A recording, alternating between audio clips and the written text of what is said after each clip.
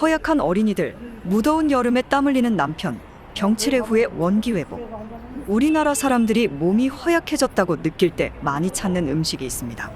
바로 우리나라 사람들의 대표적인 보양식이자 소울푸드, 곰탕입니다.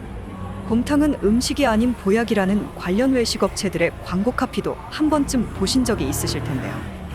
오랜 시간 정성 들여 푹 고아 만든 곰탕, 살코기와 뼈, 내장 등에서 우러나온 각종 영양소들을 고스란히 섭취할 수 있으니 분명 이만한 보양식이 없을 것 같은 생각이 들지요. 그런데 과연 곰탕은 우리가 생각하는 만큼의 보양식일까요? 많은 의사들이 효능이 가장 잘못 알려진 음식 중 하나라고 꼽는 것이 바로 이 곰탕입니다. 곰탕의 영양 성분은 단백질과 동물성 지방이 대부분을 차지하고 있는데요. 과거 어렵던 시절, 단백질과 지방이 부족한 사람이 많았기 때문에 그 당시의 기준으로는 분명 보양식일 수도 있었겠지만 요즘 기준에 영양학적으로 보자면 오히려 비만과 각종 성인병을 유발하는 유해한 음식 쪽에 가깝습니다. 일반적인 동물성 식품에 비해 유독 곰탕에 많이 들어가 있는 성분은 바로 콜레스테롤과 중성지방입니다. 곰탕의 주재료인 속꼬리, 내장 등이 살코기에 비해 지방이 많이 축적되어 있기 때문입니다. 동물성 식품에는 평균 50%의 지방이 함유되어 있지만 곰탕의 재료가 되는 내장에는 90%까지 지방이 들어 있습니다. 동맥경화증, 혈압, 그리고 혈액을 끈끈하게 만들어 혈관 안에서 피가 엉겨 혈전을 굳게 만드는 등 만병의 근원, 콜레스테롤과 중성지방, 굳이 설명이 필요 없는 해로운 것들입니다.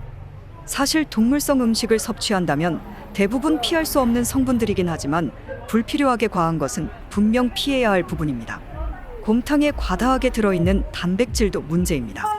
사용하는 부위에 따라 다르지만 곰탕에는 현미에 비해 최대 9배의 많은 단백질이 함유되어 있다는 연구 결과가 있습니다. 단백질은 섭취량에 비해서 소모되는 양이 적으며 사용되고 남은 단백질은 배설되는 특성이 있습니다. 이때 배설되는 단백질의 양이 많아지면 배설을 담당하는 콩팥이 과중한 부담을 느끼게 되는데요. 콩팥의 기능이 나빠지면 가장 먼저 단백질의 섭취를 제한하는 걸 봐도 과다한 단백질이 얼마나 콩팥에 안 좋은지 알 수 있습니다. 또한 단백질에서 생성되는 암모니아는 독성이 강하기 때문에 뇌에 손상을 주어 뇌 기능을 해친다는 연구 결과도 있습니다. 그 밖에 약 알칼리성을 유지하는 우리 몸의 혈액을 산성화시키는 강한 산성 음식 중 하나가 곰탕이라는 점도 사족으로 붙이겠습니다. 혹시 그래도 곰탕에 유익한 영양 성분이 많다면 그것만으로도 충분히 보양식이 되지 않을까 생각해 볼 수도 있겠는데요. 아쉽게도 몸에 좋은 불포화 지방산을 비롯해 섬유질, 비타민 등 우리 몸을 이롭게 하는 기본적인 영양 성분은 거의 없습니다. 참 아이러니한 보양식이지요. 뼈를 푹 고아낸 뽀얀 국물 때문에 곰탕은 뼈에 좋은 음식이라고 이야기하는 분도 있습니다. 그건 과연 그럴까요? 실제로 성분 분석을 해보면 뼈를 이롭게 하는 주성분인 칼슘의 양은 상당히 미비합니다. 1kg의 사골을 끝까지 우려냈을 때 검출된 칼슘 양은 100mg 정도로 우유 반 컵에 들어있는 칼슘의 양과 비슷합니다. 오히려 곰탕에 함유되어 있는 인으로 인해 그나마 소량의 칼슘 흡수까지 방해하고 있다는 사실 역시 아이러니입니다.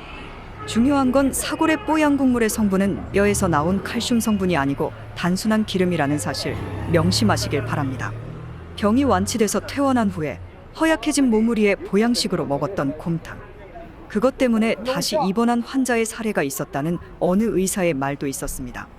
우리가 알고 있던 대표적인 보양식 곰탕 특유의 구수한 맛으로 가끔 먹는 한 끼 식사. 그 이상의 의미가 있는지에 대해서는 꼼꼼히 생각해봐야 할 부분이며 관련 외식업체 역시 잘못된 정보로 홍보하는 행위는 좀 더 신중해야 하지 않을까 생각합니다.